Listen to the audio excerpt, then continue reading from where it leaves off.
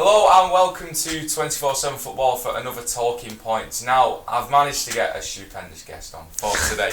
It's actually my cousin, Harry. Harry's actually been on Chris MD's channel, which is his friend. He has won a TV on Chris's channel. We're not going to be able to provide that with you here. No. We can love you. It's not what I'm used to, yeah. No, yeah. We can't pay you at all. Yeah. But welcome to the channel. Cheers, yeah. I know it's a highlight. This is better than being on Chris's, isn't it? Yeah. It's pretty good. Levels, you know. For anyone who doesn't know, Harry is a Manchester United fan as well. Don't hold that against him. He's probably one of the only Man United fans that I can have a proper conversation with, to be fair. So, this is Talking Points. Anyway, we're going to talk through the talking points from the last round of Premier League games, and there's been a lot as well. Obviously, Arsenal losing a 2-goal lead away at Watford, Man City losing to Norwich. There's been plenty happening. So kicking us off on today's talking points, we've got Chelsea. Now, Chelsea had a 5-2 win away at Wolves. Not many people can say they've done that over the last few seasons. And every single goal scored by Chelsea was by a player to come through their youth system. Chelsea notoriously not known for bringing youth players through in the last couple of years. But Harry, when you see people like Tammy Abraham getting a hat-trick, do you think Frank Lampard coming in with this transfer ban was actually a blessing in disguise? Yeah, I think it was. Yeah. I think not being able to bring in any players just gave the youth a chance, really, and yeah. I mean, I'm fuming, by the way, because I took Tammy Abraham out of my fantasy team before he started scoring. But is it more down to Lampard? Do you think he still would have gone with those youth players had he had the chance to bring players in anyway? Yeah, I think he would. Yeah. He obviously worked with Mount at Derby. He's done quality, hasn't he? So I think he would have got in anyway. And I think Tammy's been, on the fringe of being at Premier League level for a couple of years now. So I think he would have got in anyway. Yeah, Chelsea not really notorious, like I mentioned, for bringing through youth players before that. And do you think it could kickstart a trend? I think so, yeah. Because they've always had good youth teams as well, always winning the youth cups. Yeah. So I think it makes sense, yeah. Other players like Lukaku, De Bruyne, getting away from Chelsea after they came through the ranks. It's nice to see, even though we're not Chelsea fans, it's nice to see Frank Lampard bringing these players through, and they've been fantastic, to be fair, haven't they? Because they are good players, so if they didn't get a look in at Chelsea, they would go elsewhere and be successful, like De Bruyne, Lukaku, and Salah. So. Exactly. We look at a video that I did a few months ago. I'm not saying I'm a genius, but I did say that Tammy Abraham would do well in a Chelsea shirt. He had that stint at Swansea, didn't he, which sort of like tarnished his Premier League reputation. Yeah. But in a good team with Chelsea, a lot of chances being created. How many goals do you think he can get so far? Well, how many goals do you think he can get this season? I don't want to get carried away. I think you can get maybe 15 goals. 15's a good benchmark. Yeah, it's a good benchmark. Because there was the worry that he could be like a Dwight Gale and not be good enough for the Premier League, but too good for the Championship. The famous Cameron Jerome. So yeah, exactly. Yeah. He's, I can see him getting 15. Could we be talking about, a future England striker for the next 10 years? I think that's a bit optimistic. Kane's not old yet, so Rashford's obviously there and thereabouts, but. I think he's got a way to go, but let's not write him off. Next up on the talking points was Manchester United, United did win on the weekend. They beat Leicester 1-0 at home. You are a Man United fan. A good side, Leicester as well. A very good side. Yeah. Leicester are a very good side, and under Brendan Rodgers, they've really improved. Some of their players, I'd say, they've got better players than Man United in certain positions.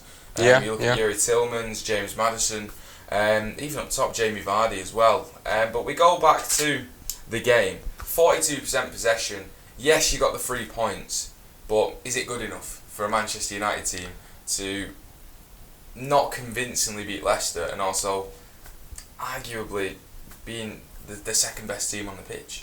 Yeah, well, I think we got the early goal, which sets up we had the counter-attack set up, which might explain that stat a bit more.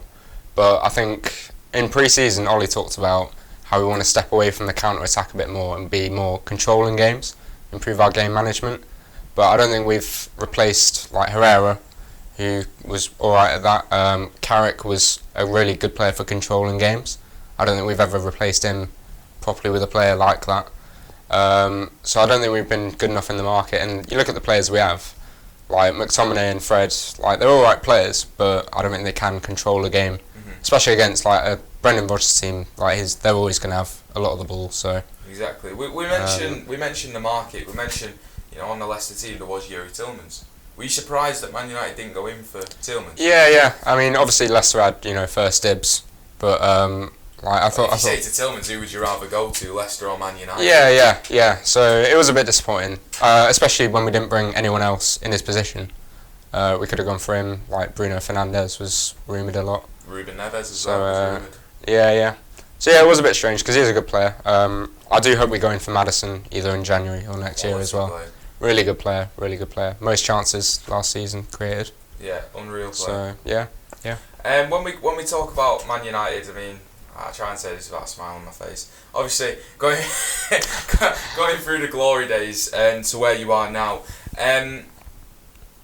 with Saturday and the journey that Ole Gunnar Solskjaer is on, were you just happy to get the 3 points, or do you think there's a few little warning bells there? It is a relief to get the points because that's what matters at the end of the day. But like going forward, it's not really encouraging. 42% possession at home against a team we should be like looking to be a lot better than, not just like defending a 1-0 lead from the 7th minute or whatever it was. But on the plus side, defence looks solid. Yeah, it looks alright. Yeah. I mentioned the market there. Like the defence was the priority, so I'm glad we've sorted like the centre back and right back positions out. I think Lindelof's a good player as well, so hopefully him and Maguire can sort out a good partnership. It's looking good so far. What would be? I've always wondered this. What would be a good season for Man United this year, from your perspective?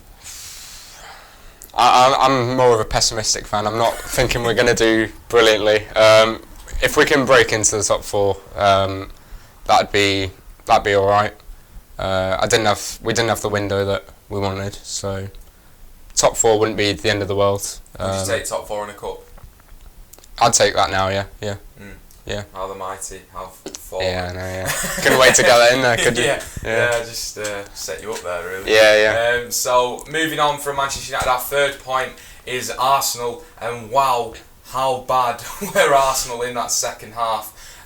14 errors leading to goals since last season. It's the most in the league, which is something that you never really associate with an Arsenal team under Arsene Wenger. And playing out from the back, getting caught. Guendouzi looked horrible. David Luiz looks like he shouldn't be playing football. Socrates again. It was just horrible to watch, to go from 2-0 up, because it looked like they've got a Rolls Royce at the front and like a caravan at the back. It was one of those performances, and then second half they bring on the kids and they drop those 2 goals, and they should have lost it. They should have lost. Yeah. 29 efforts from Watford on that goal, and if you're an Arsenal fan, you're worried, aren't you? Yeah. And it should be easier, with the new rule playing out from the back. I think teams like from City and Liverpool to like Norwich are trying it. It should be easier, so there's no excuse for that goal with Socrates giving the ball away like that. It's horrendous, and they tried it. They tried it all game. As soon as Guendouzi got on the ball, he had about 3 men. Do you not think maybe just go long for one?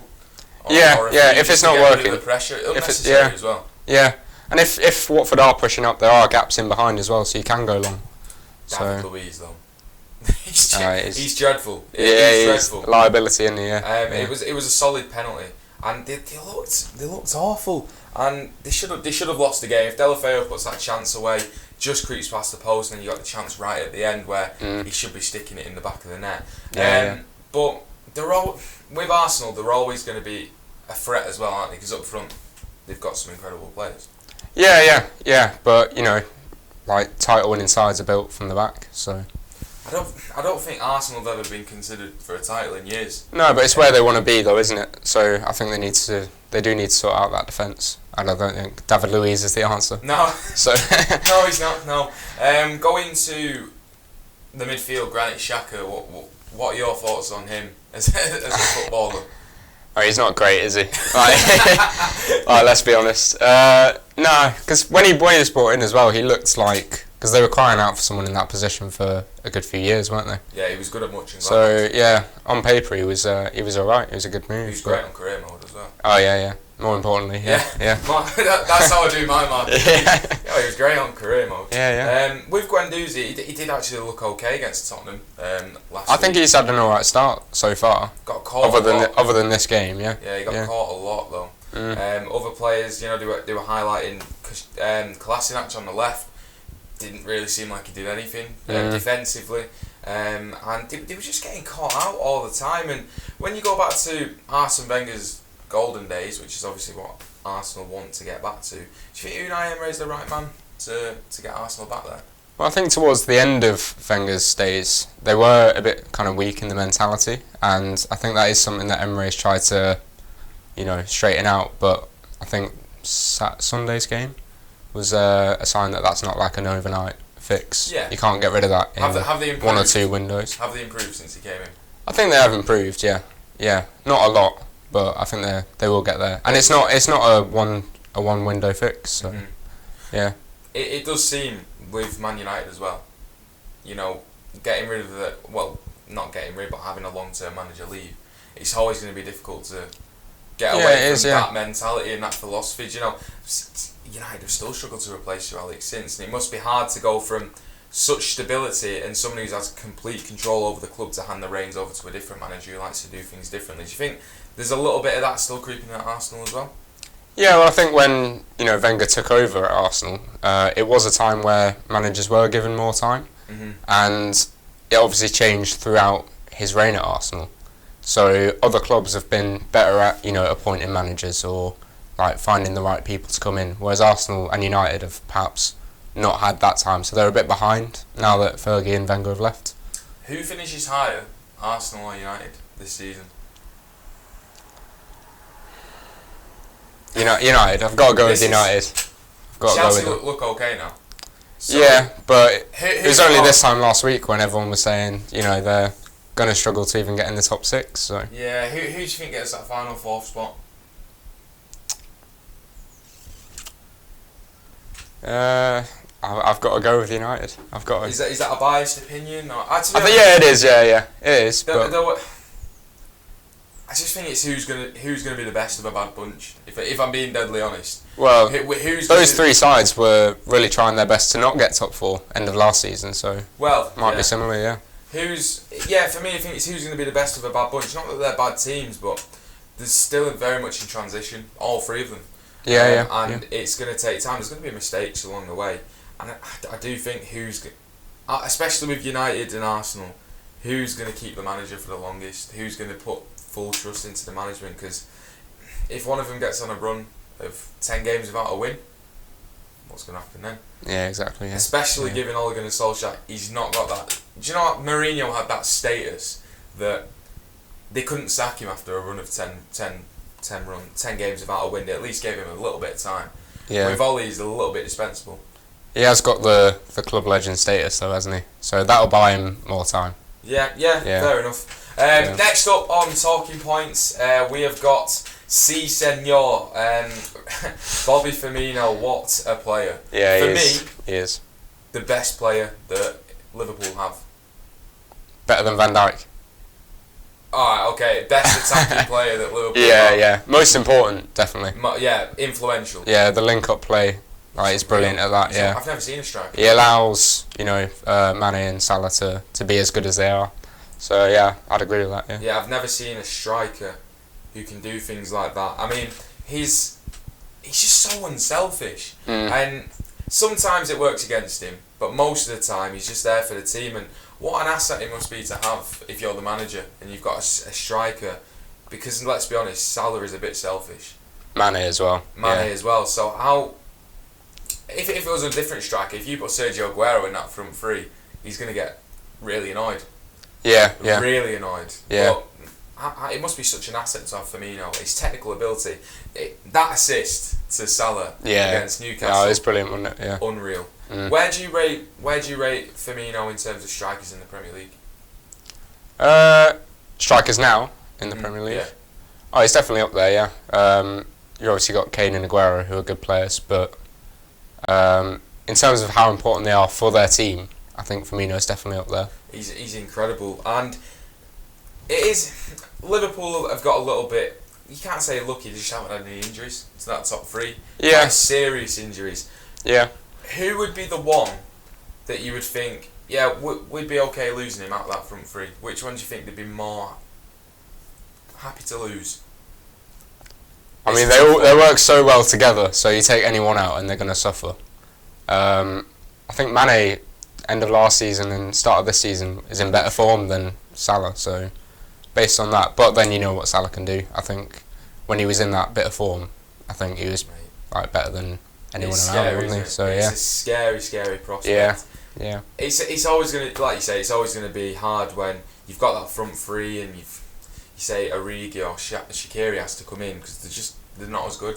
It's yeah. It just is what it is. I mean, they're good players, but they're nowhere near what. So if there was a prolonged period where one of those front three were out, do you think Liverpool would struggle? Yeah, I think they would. Yeah. But I think to be fair to them, that was part of their recruitment policy. I think they've looked at those players who'd never had long injuries, and I think that was something they looked at. So I don't think we can call it too lucky. I think it is good that they've gone for those players, but they would suffer more than if one of City's attacking players got injured because they've got that depth. Seems to be a running theme. They've got that depth. So yeah. We do love an injury at Man City. We will get onto that. But sorry, I'm going to ask this question. How sick is it for you to see Manchester City and Liverpool doing what they're doing? It is tough, yeah. It is. Having to choose which one you'd prefer to win the league is tough. Gary Neville summed it up perfectly last year, choosing who you want to sleep with your wife. Exactly, yeah. All you needed was Leeds to go up. Would have just been the hat-trick, wouldn't it? Year, I think it will happen this year as well. Yeah. Oh, God. So a great time to be a Man United fan at the moment. Last point on the talking points, and it's Manchester City. I've not really been looking forward to talking about this one. 3-2 loss away at Norwich. It's not the end of the world. It's only September. But a big loss nonetheless, and it really highlighted the loss of not just Emerick Laporte but Vincent Kompany as well. Yeah. Not replace Kompany, his leadership was always going to be a problem, but not replacing that centre back role, and Laporte, and you get punished for it. Laporte has a serious injury, and that's a huge loss for Man City at the back, isn't it, Laporte? It is, yeah. And that's two big centre backs out now who you haven't replaced either of them over the summer. So so it is tough, yeah. And you need Stones and Otamendi to really step up now, and no sign of that over the weekend. So I don't know what Otamendi was doing. I really don't know. No. If it was out of the two, I rate Stones far more higher than Otamendi. Yeah. That's fair. I think Stones and Laporte's a solid partnership. There's a reason why Guardiola's rarely played those two together. I just don't think they gel. No. I don't think Otamendi's a great player, to be honest. We saw his error at the weekend. So he's got it in him. He has the odd good game. But the injury to Laporte, the way that Laporte brings the ball out, he controls. To be honest, he probably controls that whole Man City team from the back. With his similar to Edison. I think Edison's crucial, and I think Laporte is as well. Without Laporte, can Man City challenge for the title? Yeah. I mean, it seems stupid that I'm saying that. I know. Yeah, it does. Yeah. Yeah, it is. But you've only got to go back to what Jose said a few weeks ago, that City have 2 11s that could challenge for the league title. And all right, maybe not challenge. Can Man City beat Liverpool to the title? I think they can. Yeah. Even without Laporte. Without Laporte, yeah. I think it'll be coming back in January, and I think City have got that experience from then on to the end of the season. I think it's a huge loss. I don't think. Yeah. Oh yeah. Don't get me wrong. We're always going to be weakened. It is. Yeah. Right, we can still challenge. Something don't feel right. So something doesn't feel right. You're just a City fan. You're just used to being let down by the. I said it on the radio on Saturday. I said we're going to lose. Yeah. I always think we're going to lose. Yeah. It's instilled into me. Just like Man United fans always think they're going to be great when they're not. But yeah, it's a huge loss for Man City, and a January replacement or just a centre half is very much needed, isn't it? Yeah. Well, you've got the risk now. What if Otamendi or Stones gets injured? You know, do you have like Fernandinho dropping back, or who else do you have to come in? Fernandinho can play the centre half role. Yeah, But, he can. Yeah, if he but it's not ideal though, is if it? Rodri gets injured, it's a problem. I don't know what it is. Players just seem to snap the knees whenever they get to Man City. Eric Garcia. To be fair, I really do like Eric Garcia. He's come from Barcelona. He's a very good ball playing centre half. I just don't know whether he's ready. Is he ready to step up though? Yeah. No, can Eric Garcia? If Eric Garcia was brought in, could he do it away at Liverpool? I don't think he could handle it. You wouldn't want him. He's so young. He's so young, but a very good player. So it's difficult. Yeah, it's tough. Yeah. It's difficult. Can Scott Carson play centre half? Who knows? It is tough. Yeah, it is. Get Scotty Carson down there. So finally, just who's going to win the Premier League? City. City, yeah. Yeah. Who do you want to win the Premier League? United aren't out of it yet, so let's not rule us out. No. United aren't out of it. I don't know. Realistically, like Spurs have still, You're just clinging on. I'm just anyone but those two. Yeah. Basically, yeah. That's fair enough for me. So that has been this week's Talking Points. I hope you've enjoyed the show today. Thank you for Harry for coming on. Yeah, cheers for having me. Absolutely dragged him on. And thank you. And it must have been a pleasure for you. It's the dream. Yeah. I know. So thank you everyone for watching this week's show. If you want to see us do other videos and little things like that, mention it in the comments below. Give the video a like, subscribe to the channel. It means a massive amount to us. And thank you everyone for watching. We'll see you next week.